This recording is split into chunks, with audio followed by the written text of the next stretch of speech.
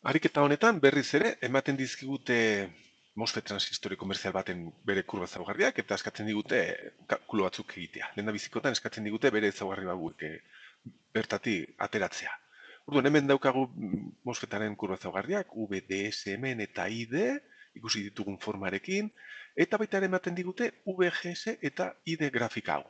Vale, eskatzen diguten lehendabiziko gauza VTH eta kalkulatzea. Orduan, ia, hasi aurretik, hasi gaitezen pixkate gauzak gogoraten, erditik enduko naiz. Hemen, orduen, gogoratu dezagun. Kurba ezaugarriak, hemen, badakizue gune hau izan behar dela asetasun gunea, eta hemen daukagun eredua da mendeko intensitate iturri batena.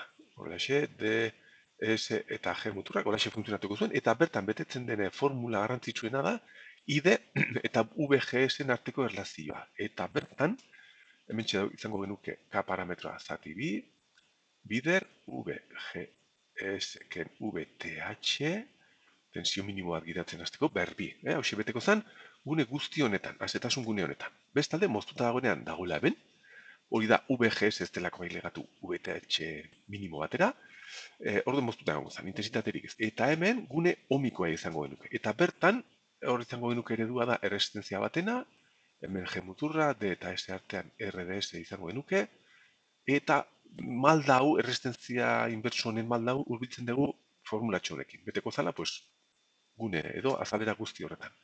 Batzatika, berriz, VGS ken VTH. Gaur izki zakarra daukat. Baina hau izango zen. Eta esan bezala mozketa eredua hau izango zen. D eta S artean intensitaterik ez da pasatu er, G tensioa bajua delako. Orden guzti hau jakinda, ia, saetu gaitezen VTH pensatzen zein den. Hemen VGS laudenean hasten da gidatzen, intensitatea pasatzen zaio. Ez digute esaten hemen noiz arte dagoen moztuta. Baina grafika honetan ikusten dugu. Ikusten dugu VGS zerotik bira, den bitartean intensitaterik ez da sortzen. Intensitaterik ide 0 da. Eta bitik aurrera hasten da gidatzen. Beraz, hemendik ikusi dezakegu VTH, transistoren VTH dela 2 voltio. Eta biziko parametroa atera dugu. Darin K atera beharko dugu. Ia, esan bezala, K ateratzeko erabili behar dugu gune hau. Gune honetan zeren begira. Hemen erlazionatzen baldin badugu ID hemen daukagula. Eta VGS ematen parametro bezala sartzen digutela hemen. VTH atera dugu aurreko grafikatik. Atera ez dakegu hemen K. Zeren ez dagoen bakarra K izan behar dugu. Orduen, eta hori formula bete behar da gune guzti honetan. Orduen, hartzen baldin dugu. Adibidez, VGS 6. VGS baldin bada 6 voltio, bertatik grafikoki ikusten dugu intensitatea dela 3,9 miliamper, gutxi gora bera. 3,9 miliamper. Orduan, hau sartuko bagenu hemen, aterako genuke K. Baina ere bete behar da, puntu honetan ere bai bete behar da. Adibidez, VGS denean 5 voltio, eta hemen ID argiago ikusi behar dugu dela zehazki 2 miliamper. Bi datu pare hauekin sartzen baldin baditugu hemen, K bakandu dezakegu. Eta argiena edo zehatzena hau izan denez, hau erabili behar dut. Bale, sartu behar dut hemen 5 voltio eta hemen 2 miliamper, orduen baldin badaukagu 2 miliamper formula honetan. ID dala berdin K zati bi kalkulatu beharko degula. Bider VGS dela 5. Ken VTH hemendik atera duguna 2, berbi, hemendik K bakandu dezakegu. Orduen hemen izan behar dugu 5 ken 2, iru, berbi, bederatzi, zati 2, 4,5, orduen izan behar dugu 2 miliamper berdin 4,5K, eta hemendik K niri atera zait dala 0,54 miliamper voltio berbi bakoitzeko. Hau izango genuke bigarren parametroa. VTH eta K bertatik atera ditugu. Ja, ikusi ditzagun beste galderak. Orain eskatzen digute kalkulatzea ID, VGS denean 5,5 eta VDS 8. Ja, hori grafikoki non egongo ginen? VDS 8 dago hemen, VDS dago 8 eta VGS 5,5 egon zen, 5 eta 6 artean, ez dakit, hemen edo, beno baita, erau kuadratikoa denez, ez dakit hemen inguruan, ez dakigu. Ordene, kalkulatu beharko dugu, 5,5. 5 VGS CID ematen digu. Bale, USB atalan, egin behar duguna da, hor betetzen den formula, zen asetuta gaude, VDS altua da, hemen gaude, Orduen, bertan, ID kalkulatu beharko duguna, ID barkatu, ID egon beharko da. K menpe, zati bi, bider, VGS. Puntu horretan, ken VTH kalkulatu dugula, eta kasu honetan K jarri dugu, kalkulatu dugu, dela 0,54 miliamper, zati bi, bider VGS esaten digute, orain sartzen dugu dela 5,5 voltio, ken VTH ikusi dugula dela 2 voltio, berbi. Eta hemendik aterako egunuke ID. Eta hau niri atera zait 2,7 miliamper. 2,7 miliamper. Orduan ikusi dutzagun grafikokin nune egongo ginen. 2,7 gutxi gora bera hemen egongo zen, VDS zortzi, orduan hemen egongo ginen.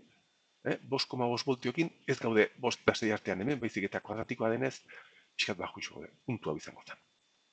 Vale, eta ze atalan, kalkulatu ID, VGS denean 5,5 berriz eta VDS txikia. Ia, begiratu ezagun. VGS 5,5-eko grafika izango zen hemen, baina orain ID txikia izango zen. Orduan, asetuta egongo bagina, zuzen hau horrela izango zen. Eta zuzen hau, horrela hilagatuko zen, eta VDS txikitan, voltio batean hemen egongo ginen. Kalkulatzen baldin badegu ID, berriz, formula honekin, zeren gauzak ez dira aldatu, VGS 5,5, izango genuke 2,7 miliamper. Baina, zer gertatzen da hemen? Hemen egongo ginela, eta asetuta gaude, ia, asetuta egoteko baldintza da VDS handia izatea, VGS ken VTH, baino handiagoa. Eta hemen, orain VDS da bat, izan berko dela handiagoa, VGS 5,5 voltio ken VTH bi, eta hau ez da betetzen, not. Ok, beraz, ez gaude asetuta. Beraz, puntu hau ez da.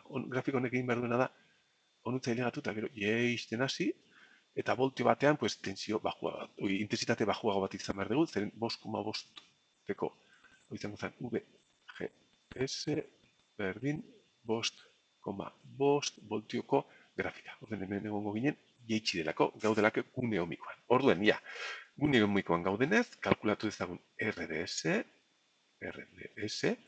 dala hau, formula honekin kalkulatzeko, RDS berdin, bat zatik K, kalkulatu dugula, bider VGS ken VTH, badakigula, eta hau, ia, mugitu dezaket hau, bai da, bai, mugitu behar pixkat. Izan behar du, bat, zati K, 0,54 miliamper. Zati voltio berbi, bider VGS 5,5, bai da, ken VTH bi, eta hau niri atera zait, 650 ohmio. Orduan, eredu honen erresistenzia, dagoela transistorea funtzionatzen erresistenzia bat bezala, hau izango zen. Beraz, erresistenzia izango genuke. Eta nola kalkulatu orain ID, hori da eskatzen digutena? Esaten digute VDS dela voltio bat, hau da, D eta S artean voltio bat. Eta erresistentzia honen balioa baldin badalkigu, orduen ID zer izan behar da? VDS zati RDS, tensioa zati erresistentzia, dela voltio bat zati erresistentzia hau, 650 ohmio, eta batera zait 1,5 miliamper, 1,5 miliamper. Vale?